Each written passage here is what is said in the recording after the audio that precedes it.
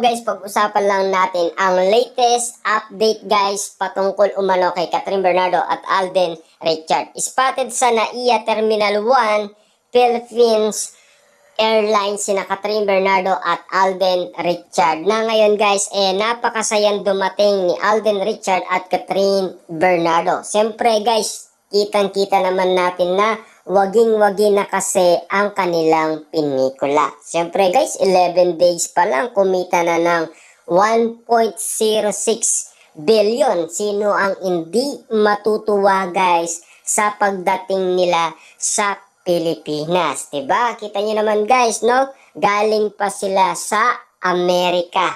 Tapos going to Canada at hindi lang natin alam kung saan pa sila pumunta. Siyempre guys, nagpo-promote pa rin kasi sila. Pero ngayon guys, tapos na silang mag-promote.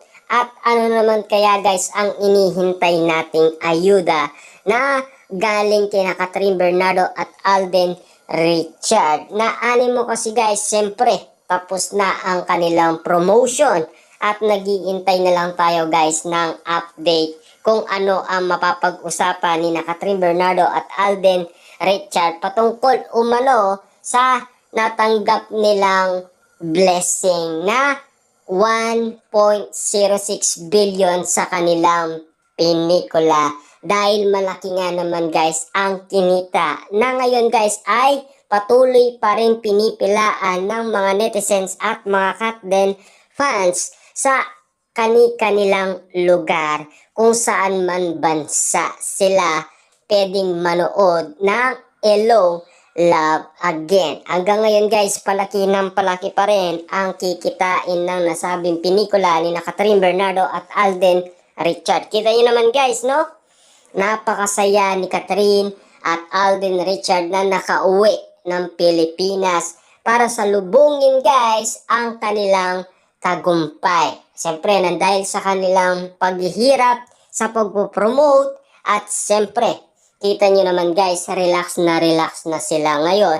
At siyempre, kumakalat ngayon guys sa social media ang hashtag na #CatdenPautang. Grabe nga naman kasi guys ang mga netizens at mga Katden fans na ngayon ay naging trending at usap-usapan na ngayon guys ang hashtag #CatdenPautang. Siyempre guys, alam naman natin, waging-wagi nga naman kasi sina Catherine Bernardo at Alden Richard sa kanilang pinikula. Diba? Hindi natin inaasahan guys na talagang 11 days pa lang makukuha na kaagad nila ang nasabing target ni Catherine Bernardo at Alden Richard na earnings na pwedeng magpatalo sa kanilang unang movie at sa nagpabagsak ng kanilang unang movie. Walang iba kundi ang Rewind ni Marian Rivera at Dingdong Dantes na ngayon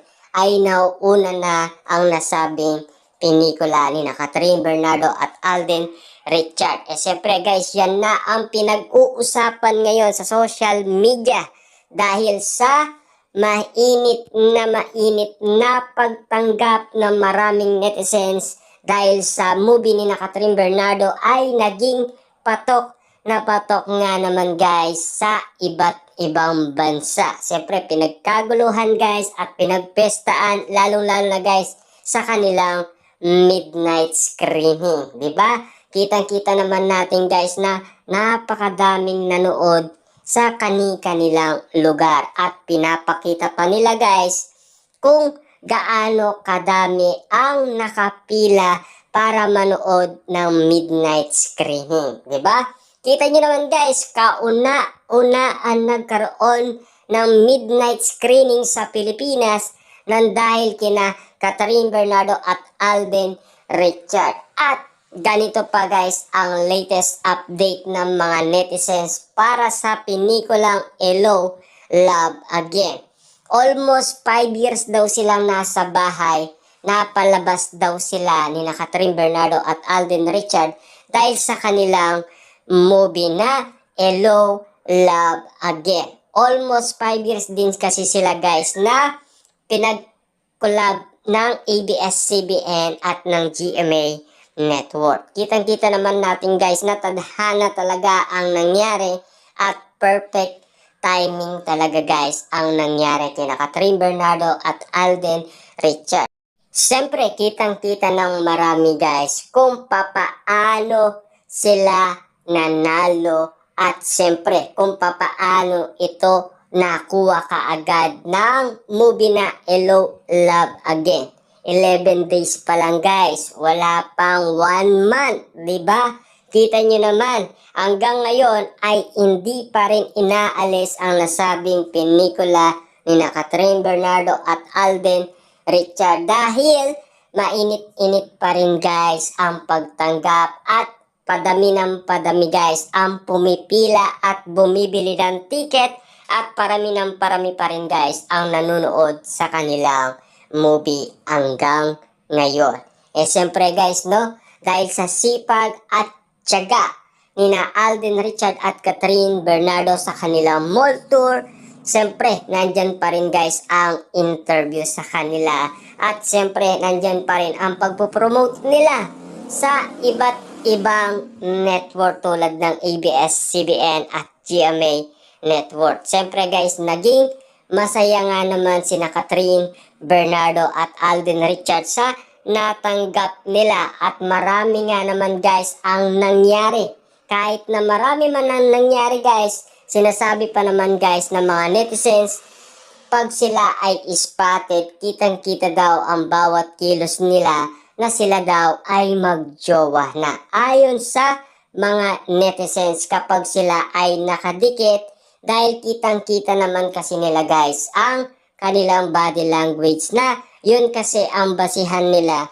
Kumbaga, yun ang nakikita madalas na ginagawa ni Catherine Bernardo at Alden Richard. Diba? Kita nyo naman, laging sabay. Tulad ng sinabi ni Mark at Marvin, pag uwi nga naman nila sa Pilipinas, kitang-kita natin guys na spotted silang dalawa at sabay na sabay nga naman umuwi.